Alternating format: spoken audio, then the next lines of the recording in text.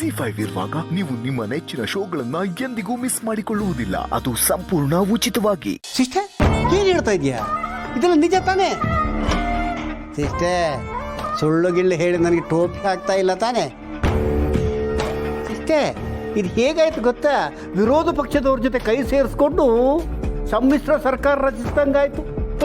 ನಂಬಲ ಸಾಧ್ಯ? ಸಿಸ್ಟರ್ ಅವಳಾಗೆ ಅವಳು ಮಾತು ಕೊಟ್ಟು ಅಂದ್ರೆ ಹೇಗೆ ನಂಬೋದು ಹೇಳು? What do you do? ಯಾರಿಗೆ ಯಾವ ಭಾಷೆ ಬರುತ್ತೋ ಅದೇ ಭಾಷೆಯಲ್ಲಿ ಕನ್ವೆ ಮಾಡಿದ್ರೆ ಅರ್ಥ ಆಗುತ್ತೆ. ನೀನು ಯೂಸ್ ಮಾಡಿದ ಭಾಷೆ ಯಾವ್ದು ಸಿಸ್ಟರ್? ಇಂಗ್ಲೀಷಾ, ಕನ್ನಡನ, ಜರ್ಮನ್ನ, ಫ್ರಾನ್ಸಾ? ಯಾಕೆಂದರೆ ನಾವು ಏನೇ ಹೇಳಿದ್ರು ಭೂಮಿಕಂಗೆ ಅರ್ಥ ಆಗಲ್ಲ. ನಾವು ಏನು ಹೇಳಿದ್ರು ಅವಳು ಉಲ್ಟನೇ ತಿಳ್ಕೊಳ್ಳೋದು. ಅವಳೊಂಥರ ಈ ಮನೆಗೆ ಬಂದ ಏಲಿಯನ್ಸ್ ಥರ ಇದ್ದಾಳೆ ಸಿಸ್ಟರ್.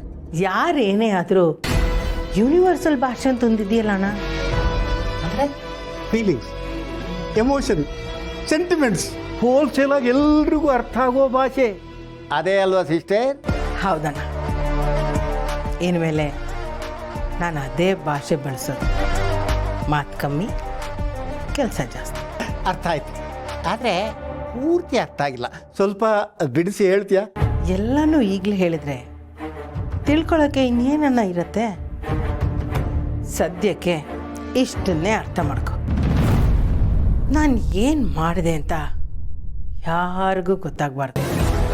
ಬಟ್ ನಾನು ಅಂದ್ಕೊಂಡಿದ್ದೆಲ್ಲ ಅದ್ರ ಪಾಡಿಗೆ ಆಗ್ತಾನೇ ಇರಬೇಕು.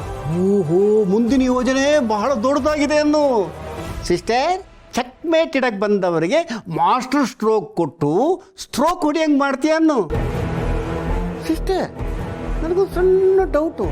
ಅವಳು ಕೊಟ್ಟ ಮಾತಿಗೆ ತಪ್ಪಿದ್ರೆ ಏನು ಮಾಡ್ತೀಯ?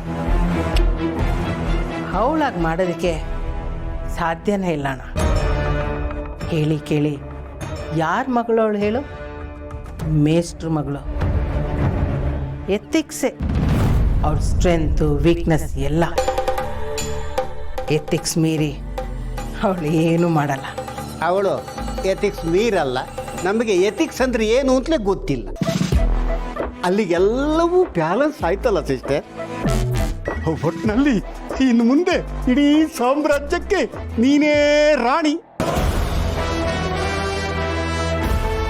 ಸಿಸ್ಟರ್, ಇನ್ನೂ ನಿನ್ನ ಚಿಕ್ಕ ಮಗ ಪಾರ್ಥಂಗೆ ನಿನ್ನ ತಾಳಕ್ಕೆ ಕುಣಿಯುವಂತಹ ಒಂದು ಹುಡುಗಿನ ಕರ್ಕೊಂಡು ಬಂದು ಮನೆ ತುಂಬಿಸ್ಕೊಂಡ್ರೆ ಮುಗೀತು. ನಿನ್ನ ಅಧಿಕಾರದ ದಾರಿ ಸುಗಮ ಆಗತ್ತೆ. ನಿನ್ ಕಾಂಪಿಟೇಷನ್ ಅನ್ನೋದೇ ಇಲ್ಲ ಸಿಸ್ಟರ್.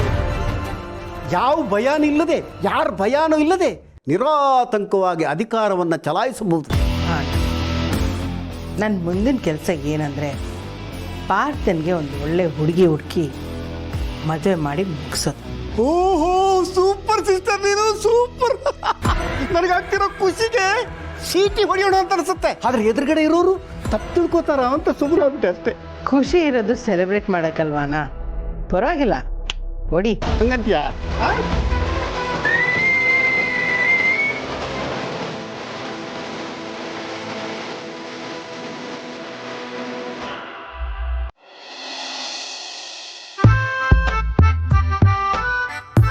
ಓ ಮಕ್ಕಳ, ಏನ್ರೋ ನೀವು ಯಾವಾಗಲೂ ಆಟ ಆಡ್ಕೊಂಡೇ ಇರ್ತೀರಲ್ಲ? ಎಕ್ಸಾಮ್ಸ್ ಇದೆ ಕಣ್ರೋ, ಬರ್ರೋ ಪಾಠ ಮಾಡ್ತೀನಿ. ಅಯ್ಯೋ ಇರಿ ಸರ್, ಯಾಕಷ್ಟು ಅರ್ಜೆಂಟ್ ಮಾಡ್ತಾ ಇದ್ದೀರಾ? ಲೋ, ಎಕ್ಸಾಮ್ ಇರೋದು ನಿಮಗೆ ಮಾತ್ರ ಅಲ್ಲ ಕಣ್ರಪ್ಪ, ನನಗೂ ಇದೆ. ನೀವು ಪಾಸ್ ಆದರೆ ನಾನು ಪಾಸ್ ಆದಂಗೆ ಲೆಕ್ಕ. ಪ್ಲೀಸ್ ನನ್ನ ಸಿಚುವೇಶನ್ನ ಸ್ವಲ್ಪ ಅರ್ಥ ಮಾಡ್ಕೊಳ್ರಯ್ಯ. ನಾವು ಪಾಸ್ ಆದ್ರೆ ನೀವು ಪಾಸ್ ಆದಂಗೆನಾ? ಅದಂಗೆ ಸರ್? ಅದು ಏನಂದ್ರೆ ನನ್ನ ಕಣ್ ಮುಂದೆನೆ ಓದಿ ಉದ್ಧಾರ ಆಗ್ತಿದಾರಲ್ಲ ಅಂತ ಒಂದು ಖುಷಿ, ಆ ಲೆಕ್ಕದಲ್ಲಿ ಹೇಳಿದೆ. ಅಯ್ಯೋ ಸುಮ್ಮಿರಿ ಸರ್, ನಿಮ್ದೊಳ್ಳೆ ಇರೋದ್ನೆ. ಬರ್ತೀವಿ ರೀ. Good morning sir. ಸರ್ ಬನ್ನಿ ಸರ್, ಪಾಠ ಮಾಡಿ. ಏ ಜುಮ್ಕಿ, ನಿನ್ನ ಫ್ರೆಂಡ್ಸ್ನ ಎಷ್ಟು ಕರೆದ್ರು ಬರ್ತಾನೆ ಇಲ್ಲ ಕಣೋ, ಪಾಠ ಮಾಡೋಣ ಅಂದ್ರೆ ಕರಿಯೋ. ಏಯ್, ಆಟ ಆಡಿದ್ ಸಾಕು, ಬನ್ರೋ. ಹಿಂಗೆ ಆಡ್ತಾ ಇದ್ರೆ ಜೀವನ ನಮ್ಮನ್ನ ಆಟ ಆಡಿಸ್ಬಿಡುತ್ತೆ. ಆಮೇಲೆ ಕುಂಟೆ ಬಿಲ್ಲೇನೆ ಆಡ್ತಾ ಇರ್ಬೇಕಾಗುತ್ತೆ. ಅದಕ್ಕೆ ಆಟ ಜೊತೆ ಪಾಠನೂ ಇರ್ಬೇಕು. ಬನ್ರೋ. ಏ ಸುಮ್ನಿರೋ, ಸೋರ್ ಜೊತೆ ಸೇರ್ಬಿಟ್ಟು ನೀನು ಪಾಠ ಮಾಡಕ್ ಚಲೋ ಮಾಡಿಬಿಟ್ಟಿದ್ಯಾ. ಲೋ, ಸ್ವಲ್ಪ ಅರ್ಥ ಮಾಡ್ಕೊಳ್ರೋ.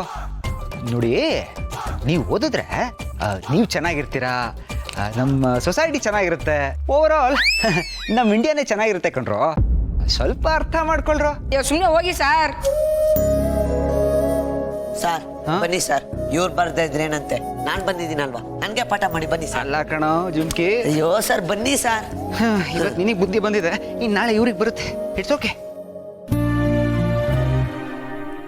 ಅಲ್ಲ ಕಣೋ ಜುಮ್ಕಿ, ಫ್ರೆಂಡ್ಸು ಇದ್ರೆ ಚೆನ್ನಾಗಿರೋದು ಕಣ. ಅವ್ರನ್ನ ಬಿಟ್ಟು ನಾನು ಹೆಂಗ್ ಪಾಠ ಮಾಡ್ಲಿ? ಸರ್ ಅವ್ರು ಬರ್ಲಿಲ್ಲ ಅಂದ್ರೆ ನಾವೇನ್ ಮಾಡಕ್ಕಾಗುತ್ತೆ ಸರ್? ನೀವು ನನಗೆ ಪಾಠ ಮಾಡಿ ಪಾಸ್ ಮಾಡಿಸಿ, ಆ ನನ್ನ ಮಕ್ಕಳು ನಾನು ನೋಡಿ ಹೊಟ್ಟೆ ಉರ್ಕೊಳ್ಳಿ. ಹಂಗಂತ್ಯಾ? ಸರಿ ಆಯ್ತು, ಕೂತ್ಕೋ.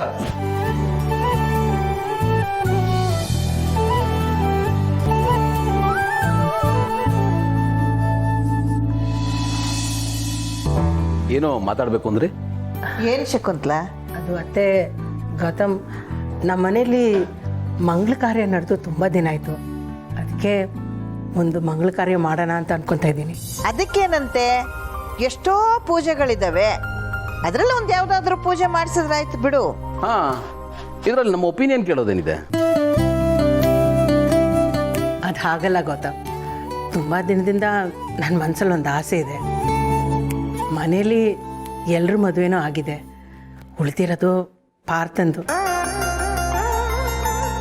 ಅವನ ಮದುವೆನೂ ನಡೆಸ್ಬಿಟ್ರೆ ನನ್ನ ಜವಾಬ್ದಾರಿನೂ ಕಡಿಮೆ ಆಗುತ್ತೆ, ಅವನಿಗೂ ಒಂದು ಜವಾಬ್ದಾರಿ ಬರುತ್ತೆ.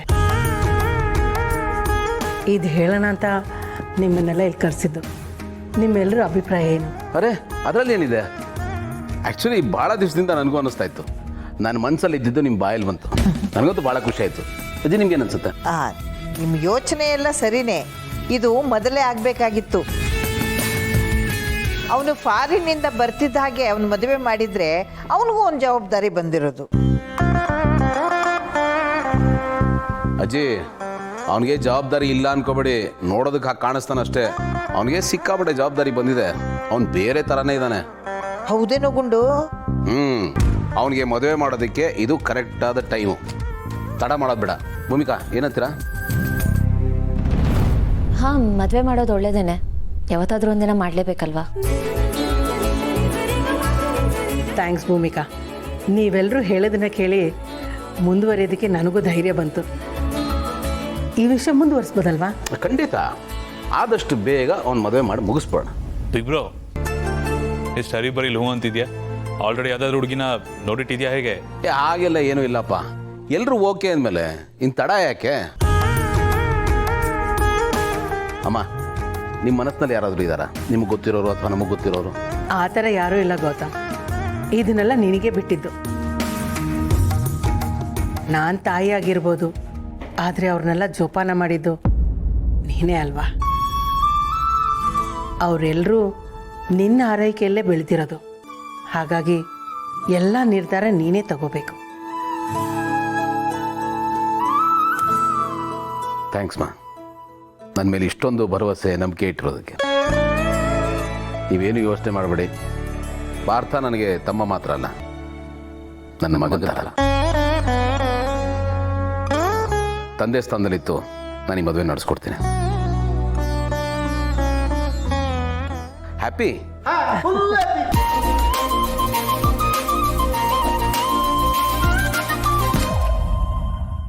ZEE5 ಆಪ್ ಡೌನ್ಲೋಡ್ ಮಾಡಿ ಎಲ್ಲಾ ಸಂಚಿಕೆಗಳನ್ನು ಸಂಪೂರ್ಣ ಉಚಿತವಾಗಿ ನೋಡಿ.